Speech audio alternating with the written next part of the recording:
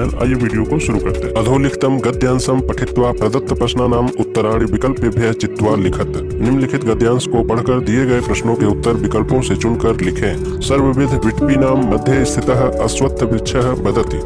सब प्रकार के वृक्षों के मध्य भाग में स्थित पीपल का पेड़ बोलता है। क्या बोलता है? अद्य मानव वार्ता एव अस्माकं समालोच्य विषय। आज मानव वार्ता ही हमारी आलोचना का विषय है। मानव नाम सर्वासु सृष्टि धारासु निकृष्टतमा सृष्टि। मनुष्य नाम वाले प्राणी सारी सृष्टि परंपरा में अत्यधिक नीच सृष्टि है। मनुष्याणाम हिंसा वृत्ति तो निरवधि। मनुष्यों की हिंसा वृत्ति तो असीम है। पशु हत्या तो तेषाम आक्रीडनम। पशु की हत्या अर्थात पशुओं का वध उनका खेल है। केवलम विक्लांत चित्त विनोदाय महारण्यम उपगम्य ते यथेच्छम निर्दयम च पशुघातम कुर्वन्ति। केवल थके हुए मन के विनोद के लिए बड़े जंगल के पास जाकर वे इच्छानुसार दया रहित पशुओं को मारते हैं। तेषाम पशु प्रहार व्यापारम अवलोक्य जड़ानाम अपि अस्माकं विदीर्यते हृदयम। उनकी पशुओं पर प्रहार की क्रिया को देखकर जड़ होते हुए भी हमारा हृदय विदीर्ण हो जाता है। विट्पी नाम मध्य स्थितः कः वदति। वृक्षों के मध्य में स्थित कौन बोलता है? तो सही विकल्प होगा पहला अश्वत्थ वृक्ष है। समालोच्य विषय कः, आलोचना का विषय है। सही विकल्प है तीसरा मानव वार्ता। केशाम हिंसा वृत्ति निरवधि। किनकी हिंसा वृत्ति असीम है? तो सही विकल्प होगा पहला मनुष्याणाम चित्त विनोदाय मनुष्याः महारण्ये किम कुर्वन्ति। मन के विनोद के लिए मनुष्य बड़े जंगल में क्या करते हैं? तो सही विकल्प होगा चौथा पशुघातम अर्थात पशुओं की हत्या करते हैं। समुचित शीर्षकम चिनुत अर्थात इसका समुचित शीर्षक चुनिए।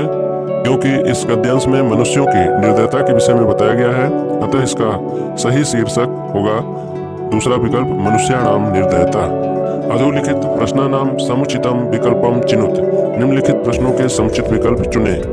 यद्यपि संधि पदस्य विच्छेद भवति। यद्यपि इस पद का संधि विच्छेद होगा। सही विकल्प होगा तीसरा यदि जोड़ अपि।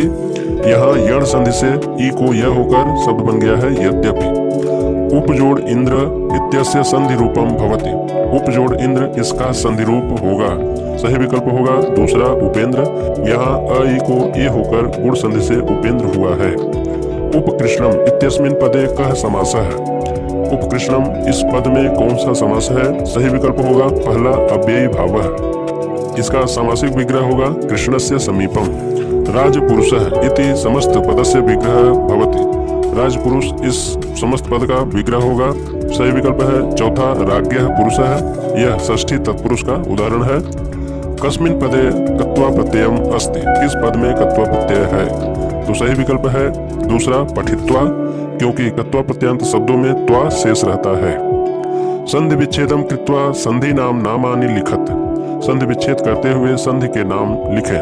पवनः इसका संधि विच्छेद होगा पो जोड़ अनः। संधि का नाम होगा अयादि संधि। तथापि इसका संधि विच्छेद होगा तथा जोड़ अपि। संधि का नाम होगा दीर्घ संधि। रमेशः का संधि विच्छेद होगा रमा जोड़ ईसः। संधि का नाम होगा गुण संधि। स्वागतम का विच्छेद होगा सु जोड़ आगतम और संधि का नाम होगा यण संधि। अधोलिखित प्रश्नानाम उत्तरम लिखत। निम्नलिखित प्रश्नों के उत्तर लिखिए।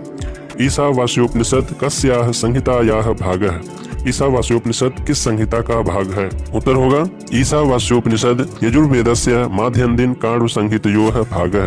अर्थात ईशावास्योपनिषद यजुर्वेद के माध्यन्दिन व काण्व संहिता का भाग है। उत्तर रामचरितम इति नाटकस्य रचयिता कः।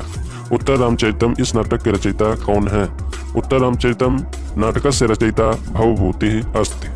अर्थात उत्तर रामचरितम नाटक के रचयिता भवभूति है। अधोलिखित मंत्रस्य अन्वयम लिखत। असूर्यानाम ते लोका अंधेन तमसावृताः तांस्ते प्रत्यभिगच्छन्ति ये के च आत्महनो जनाः।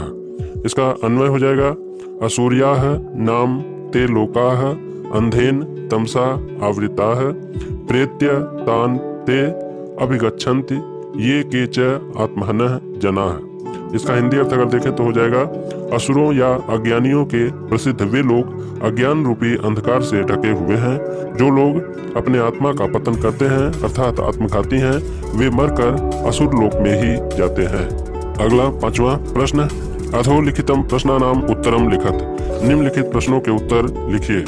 विद्यामृतम् अश्नुते इति पाठस्य सारांश हिंदी भाषायां लिखत। विद्यामृतम् अश्नुते इस पाठ का सारांश हिंदी में लिखे।